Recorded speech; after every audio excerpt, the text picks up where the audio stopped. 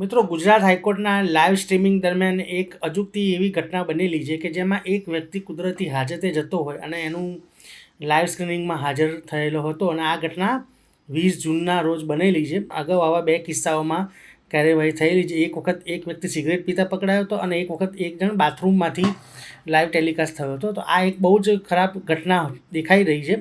તો વાત જાણે એમ હતી કે ગુજરાત હાઈકોર્ટના જસ્ટિસ નિર્જય દેસાઈ સાહેબની કોર્ટમાં પ્રોસિડિંગ ચાલતી હતી એફઆઈઆર રદ કરવાની, એટલે એફઆઈઆર કોસિંગની.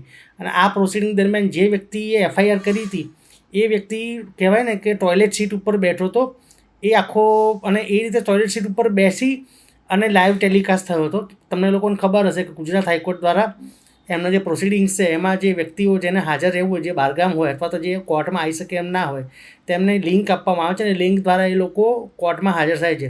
તો આ વ્યક્તિ ટોયલેટ સીટ ઉપર બેઠો બેઠો હાજર થયો હતો અને સ્પષ્ટ દેખાઈ રહ્યું હતું કે એને મોબાઈલ નીચે મૂક્યો હતો અને પછી ટોયલેટ સીટ ઉપર બેઠા બેઠા પોતે સફાઈ કરે છે. સફાઈ કરીને ઊભો થાય છે અને પછી બીજા રૂમમાં જાય છે. એવો જે વિડીયો છે અત્યારે અમુક સોશિયલ મીડિયા સાઇટમાં વાયરલ થયા છે. આ બાબતમાં ઘણી બધી ચર્ચાઓ થઈ રહી છે. તો મિત્રો, જ્યારે કોર્ટમાં તમે હાજર થાવ ત્યારે પૂરેપૂરું ડેકોરમ જાળવવાનું હોય છે. આ પ્રકારની જો પ્રવૃત્તિ કરવામાં આવે તો ભૂતકાળમાં પણ દંડ થયેલા છે. તો તમારી સામે કાયદેસર રીતે દંડ કે બીજી કોઈ પણ કાર્યવાહી કોર્ટને યોગ્ય લાગે એ થઈ શકે છે.